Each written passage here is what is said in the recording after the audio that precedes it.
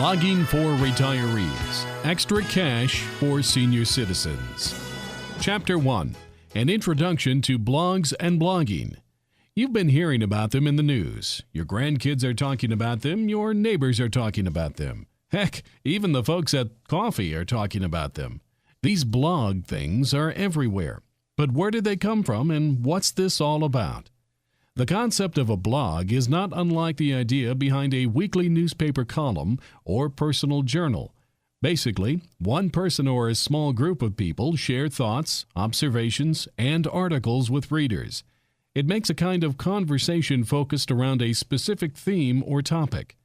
Themes, also called niches, can be simple, like my life, or they can be more complex, like Civil War bullet collecting and resale in Virginia. It is completely up to the author of the blog.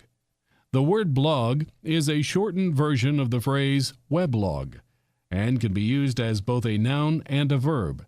I have a blog, and I blogged for 3 hours yesterday about my trip to town. Blogging refers to the act of creating or adding content to the blog.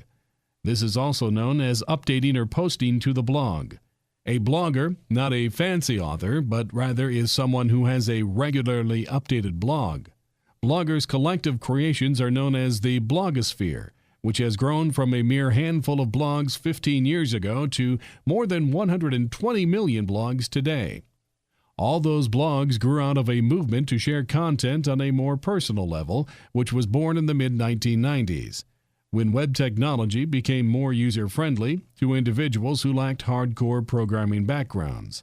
All blogs are online, and early blogs were typically just one part of a larger personalized web page.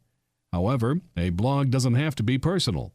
While some blogs are essentially online diaries, other blogs support political or environmental causes, showcase hobbies, discuss sports teams, and even serve as marketing tools for designers and salespeople.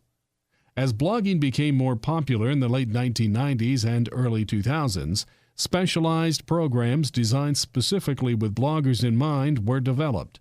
Today, even if you are not very good with computers, these programs can help you create a sharp-looking blog in just a few minutes.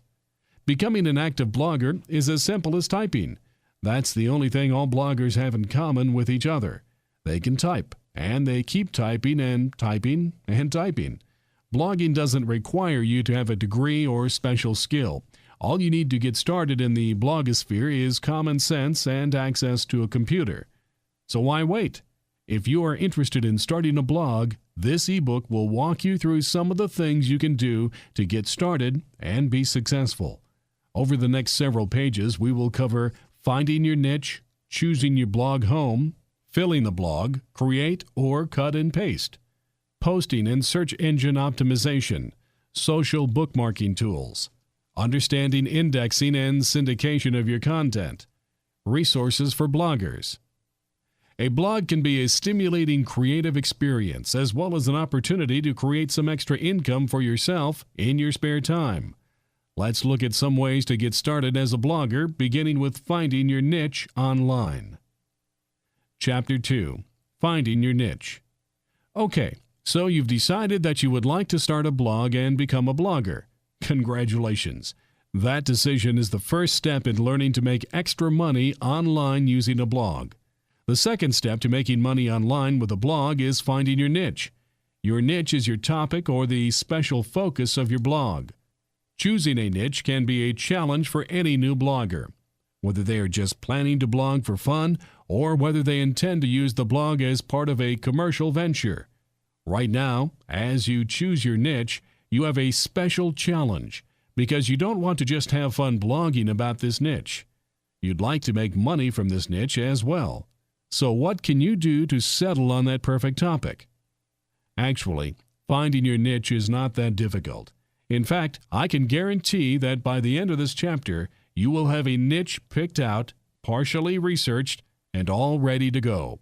In order to begin, all you need to do is get your thinking cap on and answer a few quick questions.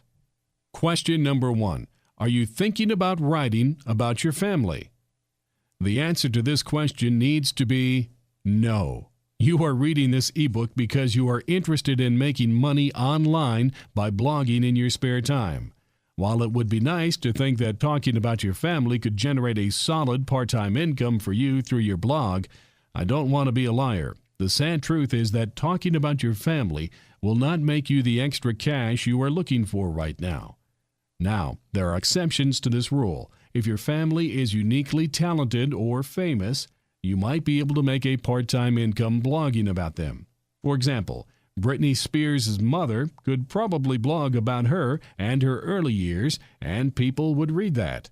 Any parent with famous offspring could blog about their sons and or daughters and their time spent doing whatever they do best.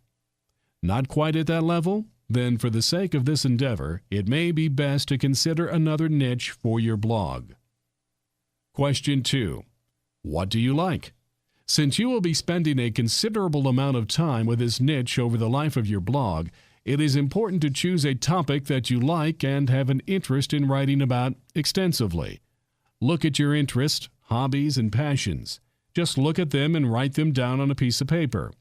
At this point, don't consider how much money you could make writing about any of them. Just spend some time considering what you like to think about and what you enjoy spending your time and money doing. On your piece of paper, make a list of at least 10 things that you enjoy. If you have more than 10 things to list, that's fine. The most important thing is to take out a piece of paper and write down what you enjoy. I'm not kidding about this paper. The next step will be more difficult if you have not written out your list. All done brainstorming? Great. Now, look at the list you've made. Next to each item, write down how long you think you would be happy writing about that topic. You don't have to be specific to the day. Just ask yourself and answer honestly. Could I write about this topic for 2 weeks? How about 2 years? According to Technorati.com, a blog search engine and the leading authority on blog life, the average blog is more than 3 years old. Are there any topics that you have written on your list that you could blog about for at least 3 years with passion and enthusiasm? If the above questions have made you cross off every item on your list, do not get too excited. Just find a new sheet of paper and start over. Keep brainstorming until you have come up with at least 3 areas you feel that you could enthusiastically write about for an extended period of time. Be creative and think outside the box. Even if your idea seems unusual or silly, write it down. You do not have to share this list with anyone, and you never know what might be successful online. If you are stuck, consider this website, icanhascheeseburger.com. That's icanhascheeseburger.com. It looks silly, and the premise for this thing doesn't look like much on paper. The whole blog is devoted to pictures of animals with badly spelled captions. As you look through the site, consider a few questions. How many people visit that site every day? How much money do you think it makes? Write your guesses down. This blog was started in January 2007 by a guy in Hawaii and a single picture of a hefty gray cat smiling over the caption, "Ican has cheeseburger." What's it worth? Truthfully, I don't know what it's worth. Who knows for sure what anything is worth these days? All I know is that in September 2007, a group of investors bought the thing for $2 million. Yep, those badly spelled kitty captions went for $2 million. It's about $1 for every person that visits the site each day. The site pulls in more than $10,000 a month in revenue from visitors and advertisers. You probably don't believe me, but you can check my facts pretty easily. Just click on Wikipedia and search for Eric Nakagawa, Nakagawa, a guy and his overweight cat. $2 million. It really gets you thinking, doesn't it? Keep working on that list. Once you have at least 3 ideas collected that you think you could write about for at least 3 years, you are ready for the next step. Question 3. Is this topic popular? Now that you have at least 3 niche ideas that you are excited for and passionate about, we can consider whether or not your niche idea is popular enough to get traffic flowing to your blog. Traffic, you see, is one of the most important elements of earning money from blogging. Your web traffic turns into your revenue stream. People visit your site, read your content, and click on your advertising. So you need to be sure you have a topic that other people are interested in reading about often. It can be anything that gets people interested, anything that gets them excited. As you can see from the example website featured in question 2, your topic doesn't have to be universally popular. You just need a topic popular enough that some people would like to read about it. So how can you tell which of your 3 topic ideas is the most popular? Well, like everything these days, you can just look it up on the internet. There are many tools for getting a number to put around the popularity of your topic. Some of the better tools for getting traffic numbers are the Google Keyword Tool.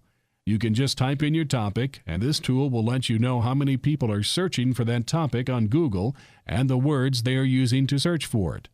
These search words are known as keywords, and the numbers shown are from the previous month.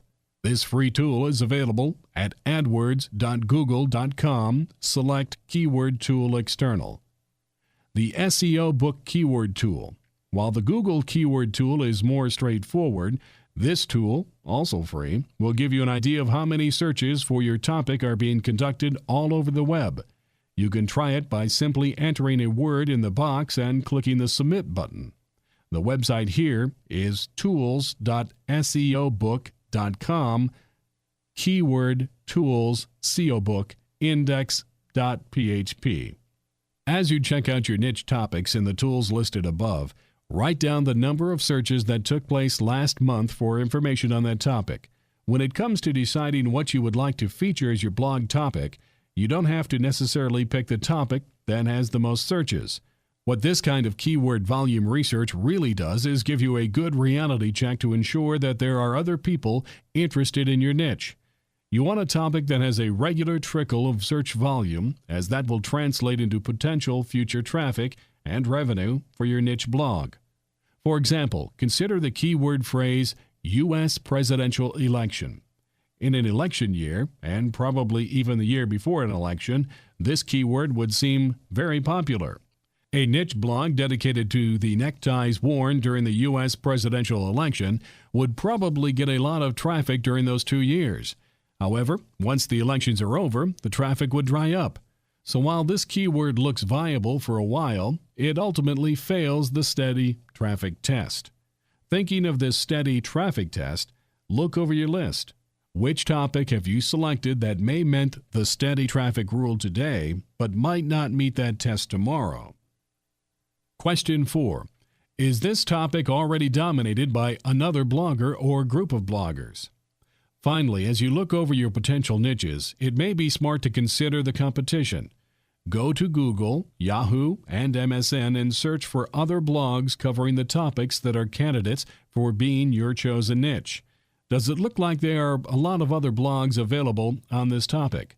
What kind of blogs are they? Is there one that really stands out as the industry leader for that niche? This last piece of research is critical for letting you know if your idea is viable. Researching the viability of your idea can let you know whether putting the time and effort into a blog in this topic area will be worth your time. Also, it can give you ideas for what is or isn't on a blog in your niche. For example, if you were interested in celebrity blogging, you would quickly notice that PerezHilton.com seems to be the current industry leader. His content leads the ranks on the search engine. He seems like he is everywhere. Thinking that he is the dominating leader in this niche, you might give up on your own idea. However, by researching his content posts and history, you would quickly realize that while Perez Hilton's blog gets millions of hits a day, the topics of his post are all younger stars in Hollywood and the UK. Therefore, if your passion is for older celebrities now retired in Mexico, Perez Hilton is actually not competition for you. You fill a gap that he misses with what he is posting in his blog. Also, if the other blogs in this area seem to be of low quality or don't address an element of your topic that you are very interested in discussing, then you will know that your idea has potential. Now, if it looks like there is already a very popular blog in your topic area that pulls in a lot of traffic and deeper research does not reveal any big gaps you could exploit, you may want to reconsider your approach or choose a different area of focus. You want to enjoy your part-time blog career, not spend your days beating your head against the computer screen trying to figure out how to steal traffic from an established industry leader. Question number 5. So what's your niche? You have carefully considered your interest. You've made a list. You have taken that list and researched your potential traffic levels and evaluated your potential competitors extensively. Now, look at your list of ideas again and just consider which one is the best choice based on your research. And even though you may never need it, you have put a lot of thought into this. So if you have one, put your Plan B niche here. Now it's time to consider a home for your blog on the web. Chapter 3. Choosing your blog home. There are many hundreds of places on the web where you can set up a blog. Some are free, while others cost money. By learning about some of the different options and considering your personal technical skills and support needs, you should be able to settle on an option for your blog home that suits both you and your budget. Generally, there are 2 ways to host your blog. They are known as remote hosting and self-hosting. Hosting in this instance means housing, as in housing your blog. The computer server with your blog data on it is your host. Remote hosting means that to access your blog, you go to a website that houses your blog. Self-hosting is for those with their own servers and domain names, or their own domain names and a paid web host. Many beginning users opt for remotely hosted solutions. In some ways, this path is much easier for a beginning blogger. The remote hosting company will often provide you with a template for your blog so you don't need to do any web design. The host will handle all of the HTML code needed to make your site run smoothly. Often, your remote host company will provide you with tools and tutorials with step-by-step instructions to complete many basic blog tasks. Some remote hosting solutions charge bloggers a monthly or yearly fee for their web hosting services. The big names you should be aware of are Blogger and WordPress. With each one, you can get yourself set up rather easily and start blogging through one of their templates in a matter of minutes. Let's use Blogger as an example.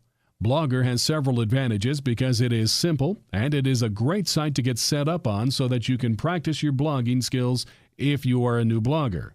If nothing else, you can easily put a quick site out and try a few sample blog entries to get a feel for blogging. To get signed up, simply go to www.blogger.com. It's part of the Google family, so if you already use Gmail as your email provider, you will just need to log into the members area in the upper right corner to get started.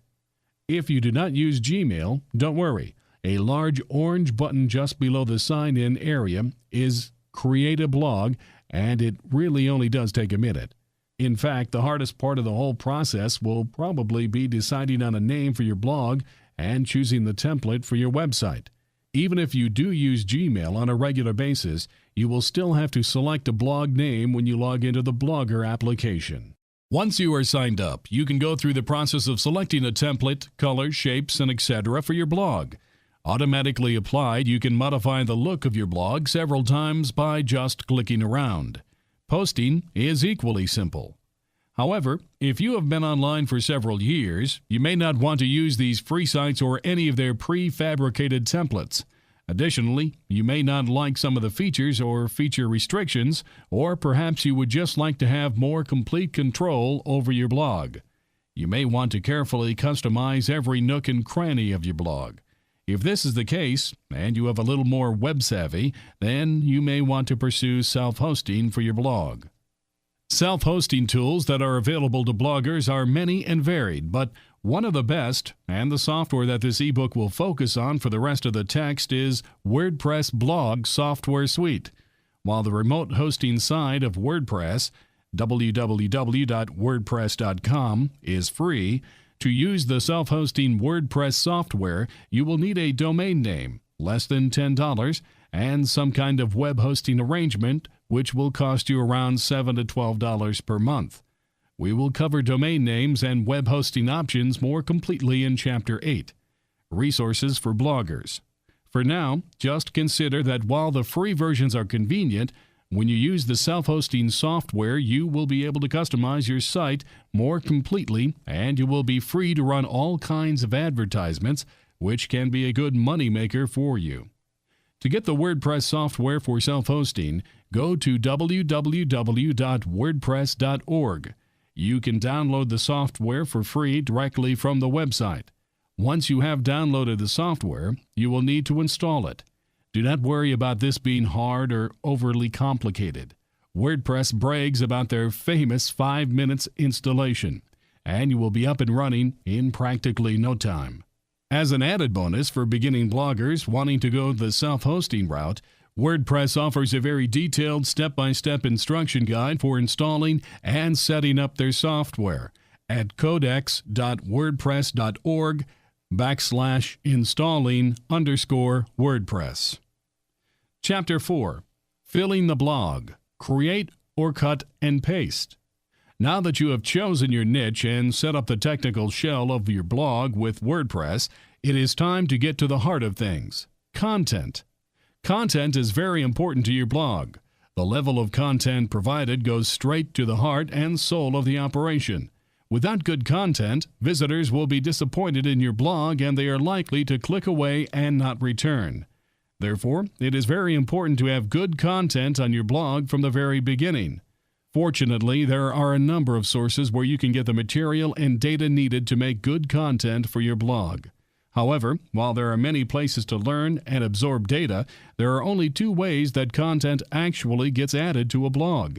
You can either write the material by yourself and post it up on your blog, or you can get content from somewhere else and post it up to your blog. This is the create or cut and paste dilemma faced by many bloggers. Now, out in the blogosphere, there are some people who may say that you are not a real blogger if you are not creating 100% of your blog content on your own. These purists will insist that you diminish yourself and your blog when you incorporate previously created content on your site. This can be an especially strong accusation in blogs that are based around your personality, especially if you are passing off the work of others as your own. Yet using pre-made content openly and acknowledging that you do so and crediting the authors should not carry any stigma. You may personally have qualms about incorporating content written by other people into your personal blog. After all, it is your blog, so why not have each and every piece of content be your own work? However, to have a money-making blog that keeps people coming back, you need new content frequently, and it can be difficult to come up with all of that content on your own. Therefore, if you want to consistently provide fresh content for your readers, you can't be a purist. You need to deliver the goods in the blogosphere, and the goods here mean frequent updates for your readers. The most important thing for the long-term health of your blog and your wallet is to have good quality content, no matter who wrote it.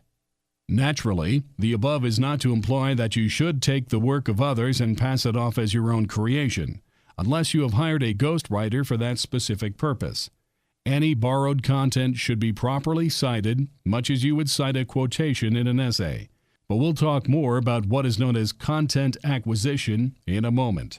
First, I'd like to review some basic guidelines for creating your own content that you will need to remember and consider as you put together material for your loyal readers. Creating your own content, the basics. Step 1. What is a blog post anyway? The content on any blog is divided into short sections of text known as blog post, or simply posts. Frequently posting new content to your blog lets both readers and search engines know that you have an active blog worth visiting often. Post can be any length, although most blog entries are only a few paragraphs long. All blog posts should contain the following: title, the name or headline of the post. Good titles are descriptive, yet brief. They may or may not be keyword optimized. Chapter 5. If you want a longer description, consider using subtitles. Most titles are less than 10 words long. Body. The main content of the post.